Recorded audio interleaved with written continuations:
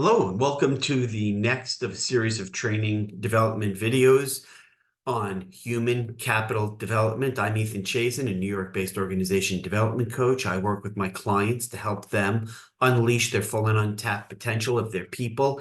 Today's training video is on employee autonomy, and it is a very challenging skill set for me to be able to facilitate in organizations in terms of their leadership teams, giving up or delegating responsibility, and releasing control from that traditional 20th century command control pyramid where all decision-making and control resides at the top and trickles down on an as-needed basis, so that we defer. In this model, this 21st century, more matrix organizational structure, we defer decision-making and control throughout your organization. And what'll happen when you do that successfully? You will achieve unparalleled success in your organization's performance. So let's dive right in. There are some preconceived understandings of why we gravitate towards more autonomy in our workforce, and what are the requisite steps needed, and also what are the benefits derived out of autonomy. We start with an understanding, a really, really fundamental understanding in organizational structure, that due to the nature of an organization, it's your employees, your people who serve your clients, your people who are responsible for getting the work done, your people who interact with all of your aggregate organization stakeholders, from vendors, partners, suppliers, contractors, the media, government entities, clients, prospects, all the totality of those stakeholders, right? Your employees are closest to the work that it requires to get results achieved. So what that requires is, often in my consulting practice, in our work, in helping organizations really unleash their untapped, their trapped potential, is to disseminate control throughout. That's a culture shift. That is a pronounced initiative. There are layers of bureaucratic reporting in that old systemic dysfunctional 20th century command control structure, which we're transitioning out of in the 21st century. So getting approvals from top down slows down decision making. It weakens your organization. It opens you up to threats. It reduces the likelihood that you'll successfully respond to external marketplace opportunities. It stifles your people's problem solving, critical thinking, creativity. So given all of that, rhetorical question, why wouldn't you do everything in your power to disperse decision-making, autonomy, and control so that your people can help you achieve results? I love Daniel Pink's construct of asking 4 questions to your employees around the feeling of autonomy that they have right now working for you. And it's very simple. You can ask every one of your employees. You do an anonymous survey, or you can ask by name, by department, by office, by manager they report to. 4 questions. On a scale of 1 to 10, 1 is almost no autonomy and control, 10 is complete control.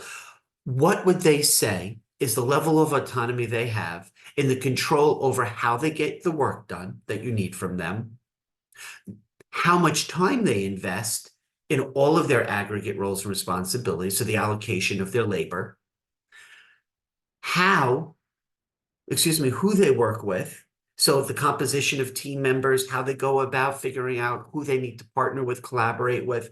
And the last is, where do they work from?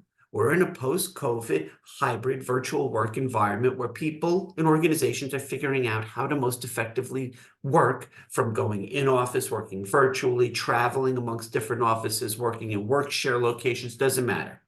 So once you gather up all the results, you'll be able to know by department, by manager, across your whole organization, the relative success or not so successful behaviors your organization has achieved in autonomy. It's a way to objectively measure. So what is autonomy, and what are you striving for? What are the tools in your autonomy toolkit? The first is, as I said before, the dissemination of decision-making ability. You know, if you think back 40 plus years, to Japan's coming out as a global manufacturing powerhouse. It all started after World War II when they rebuilt their society. And F. Edwards Deming, an American statistician, went there and talked about the notion of Kaizen, lean manufacturing, Six Sigma. So the Japanese incorporated this very efficient way of getting work done into their production processes. And what that led to was what we call pulling the lever, the stop lever on the shop floor, meaning any employee could be empowered, ostensibly empowered, to, if they identified a defect or a problem on the shop floor, pull the switch and effectively shut down operations. It was beautiful in terms of its simplicity and the dissemination of the power and decision-making in real time as problems were identified. However, it was initially an abject failure. Why? Because Japanese culture is predicated on the samurai or shogun warrior mentality of people subsume their own wants, needs, interests for the greater good. So they were given the power to pull the switch to stop operations if they identified a potential problem, but they didn't feel empowered to, because it was not their pay grade. It was not their level of remit or responsibility. So what we want to do in your organization is empower every one of your people to have complete decision making. Now, you may say, from the vantage point of, well, certain of our employees don't have that background, experience, tenure, skill set, or we don't trust them. That's not an employee failure. That's a you failure from an organization perspective. So that decision-making is a really, really powerful prerequisite. Task management, give people complete control over, if they own the responsibility of getting the task completed, that's great.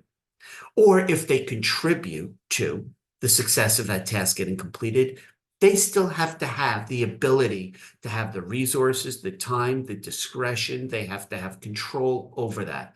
And your organization, that's a leadership issue. Giving people ability to complete tasks also encompasses you communicating with them on a day in, day out basis. What are the priorities of the organization? Because without them having an understanding of what the greatest and less prioritized issues are, they will not know how to delegate amongst themselves in order to complete tasks. Problem solving, that's a skill set. That is a skill that can be learned. And some of your employees have more experience than others in problem solving. So that's where coaching, mentoring can come into play. But at a more fundamental level, all of these skills around autonomy, you do have complete control through your talent acquisition, talent management processes to identify these requisite characteristics in your employees or your potential employees and vet them during your interviewing and recruiting processes. But you want to find individuals who have demonstrated a clear track record of success in prior roles solving problems. That's step 3. Step 4 is innovation. Innovation is coming up constantly with new ways of getting things done, new ideas. And so how you capture this systematically or programmatically across your organization is to build in the opportunity for every one of your employees to be an innovator. Well, Disney did it, Google did it, all world-class organizations do it.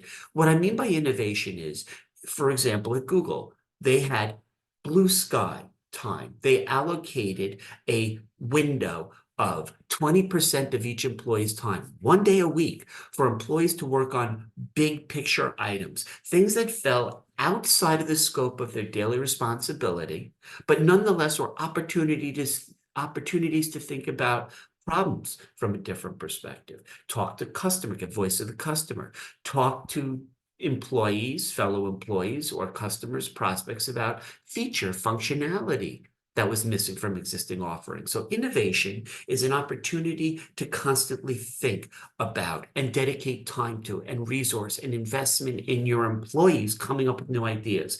And my goodness, look at organizations like Nucor Steel and Samsung and Matsushita and Kroger's and Wegmans. All of these world-class organizations institutionalize amongst all of their employees the opportunity to be innovative. Flexibility. You need to be able to offer your employees the opportunity to shift focus, right? In the same way your organization strategically shifts focus as marketplace opportunities present themselves or in order to navigate around potential threats, you also need to give your employees the flexibility to make decisions about work-life balance, about wellness, about shifting priorities between getting work done in the moment and thinking about more strategic longer-term considerations, about them being flexible in who they work with, what teams they participate in. And again, it all trickles down from you giving them more control. Without the control, they're not going to be able to prioritize and be flexible and adapt because all they're focused on are those randomly assigned KPIs or goals that you arbitrarily force down their throat at the start of the year. All they're going to be focused on is completion of those goals in isolation of what's happening in real time. And the last is a core component of my consulting practice. It's learning and development. It's giving people the skills that they need on the job, right? So technical skills to do their work more efficiently, but it's also more strategic, longer term. The pejorative term is soft skills, but these are professional skills, things that enable them to get the work done in a constantly changing, technologically transformational time that we live in. So learning and development is giving them opportunities to grow and develop around such professional skills as conflict resolution, effective communication, team building, collaboration, critical thinking, problem solving, creativity, brainstorming. All of those learning and development initiatives are predicated to what you need from all of your employees to work most effectively in the roles they have. And here comes the kicker. Additionally, to think strategically down the road for your career and professional development career trajectory initiatives. Where do you see them a year from now, 2 years from now, 5 years from now? Different roles, different business units. How are you going to get them to where you want them to be, to where they are right now? And those learning and development initiatives are critically important for every employee at every stage of their tenure with you, and they'll evolve.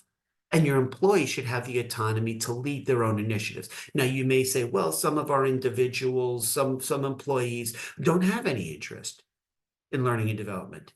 You can look at that two ways. For not all of your employees are going to have very ambitious or long-term strategic learning and development initiatives, so fine. Those L&D initiatives are going to be focused on micro learning and skill set development in the now. Other of our employees have more strategic, long-term, ambitious goals for career trajectory initiatives. So that's one thought. And that's perfectly fine, is to differentiate amongst your employees different levels of desire for learning and development. But here comes the second thought process. Our employees aren't interested. They don't care. Well, that to me is a white flag. That means your organization is saying that, but you may not truly understand the veracity, the truthfulness of that statement, or your organization is so weak in terms of your talent acquisition, people development initiatives, you're not identifying in your recruiting and candidate search processes those individuals who are intrinsically motivated inside themselves to want to grow and develop. So here's the set of tools that your organization possesses to create a culture in which your employees have more autonomy. I want to thank you for taking the time to stop in. I know how valuable your time is. And go to our YouTube channel and take a look under the playlist for human capital programs. There'll be a lot of other videos coming, things like employee engagement, performance, all those other things that in totality will enable your organization to achieve a much more productive organization.